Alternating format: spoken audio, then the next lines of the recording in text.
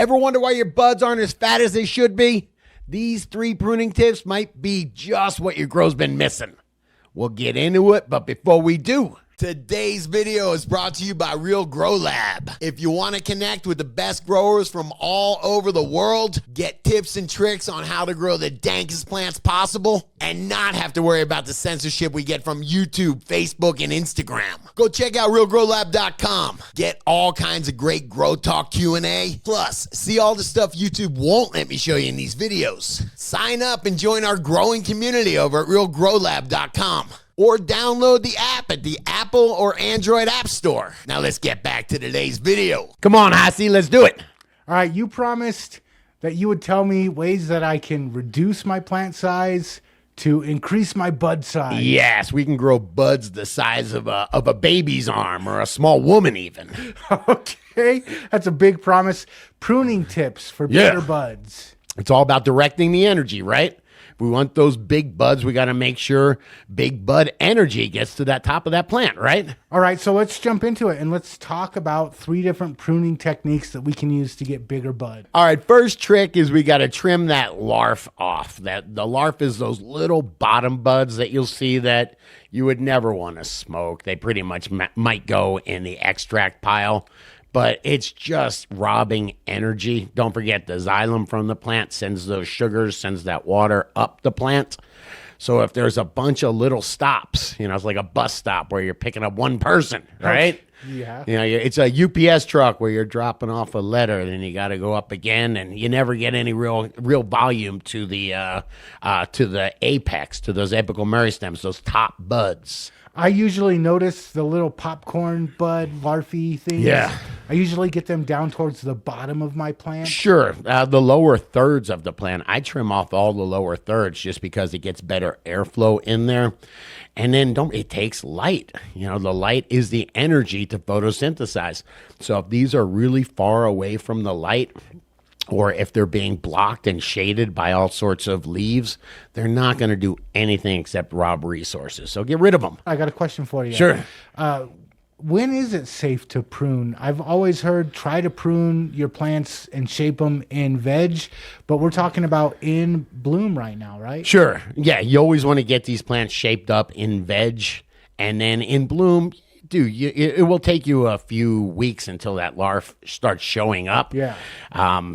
I imagine week 4 is when it would really start showing up, somewhere around there. So there's probably best practices for this stuff. But as the larva shows up, usually week 4 or so, I'll decide to, or actually we'll get into it later, but week 3, I'm cleaning up my plants. I'm doing a big cleanup on them. So I'll go and clean up some larvae. Okay, let's get to the next one. And Sure. This one seems a little bit extreme, but you won me over with it. Sure. Topping. Topping is, I guess it seems extreme if you don't believe in it, but what you're doing is you're trading one giant cola for maybe 8 or 10 pretty big colas. And you're just taking that big apex, apex, the apical meristem, it's just the top, right? And there's auxins, apex. It sends these hormones. It doesn't send them. They're made in the leaf tips. They're made in the leaves, and then they continue to let the tops grow higher and higher. So we don't really want that. What we want is to control those tops, and we want to start seeing if we can get more sugars and energy into all the flowering sites. So if we remove that top, then the plant doesn't have an apex to send them to, so it redistributes, and it doesn't have auxins anymore because those are all in the leaves. So it has these things, these root-producing and branch-producing hormones called cytokinins. And so they get pumped up, and then they end up going to the budding sites. They refoliate, and they just keep all that energy in the flowering sites. And the problems that I've run into just letting the plant grow the way that it wants to, I'll get that one big bud, but it's taller than the rest of my canopy. It's messing up the light. It's getting all the light. Yeah.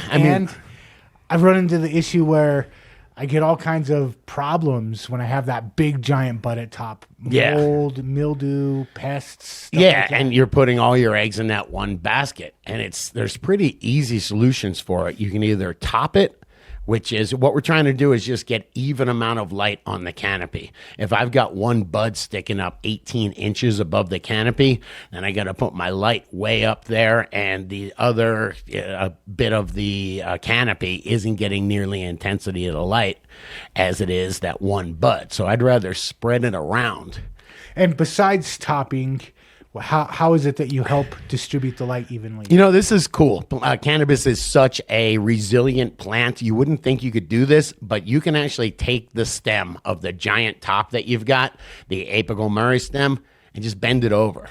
And you can either, they call it low stress training, which is just bending it over. And then there's high stress training, which is taking your fingers and making a crimp in it, like literally making a joint that has a wound.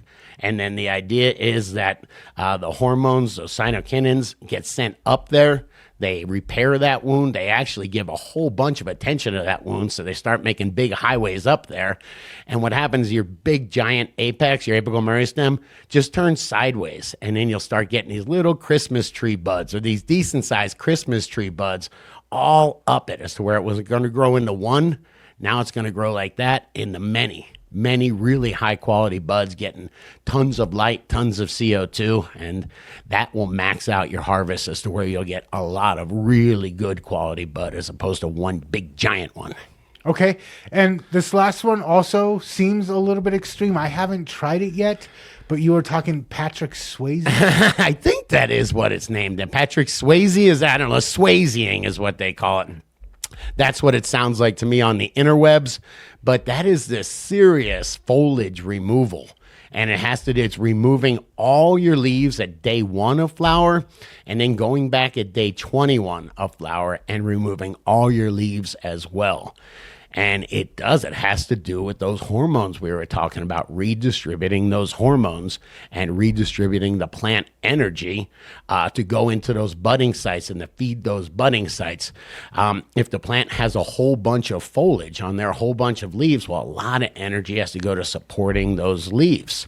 And that's where the auxins are made also. So those leaves just want to grow those tips. We don't want that. We want to grow the whole plant, send energy to the entire plant. So by removing those leaves, those auxin factories, again, it sends signs down to the roots. Hey, we just had a catastrophic event here. We just lost all our solar panels, all our leaves. Send up hormones to make new ones. So it sends up these hormones that go right to the flowering sites. There are no leaves, so it just it gives all the sugars that flowering site needs. And that's why it refoliates after 21 days.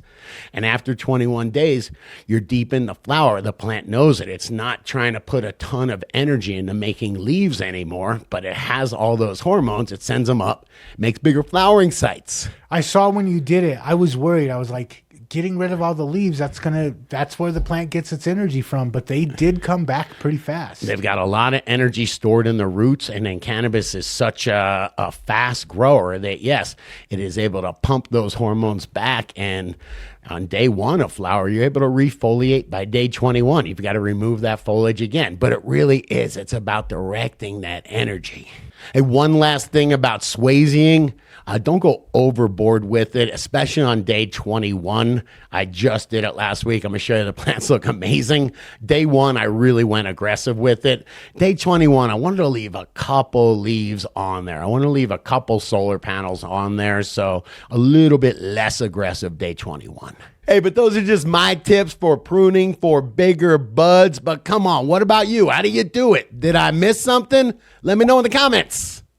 And of course, if you like this video, hit that like button, hit that subscribe button, share this one with another grower you know, and check out the other couple videos YouTube's recommending. We think you'll dig them.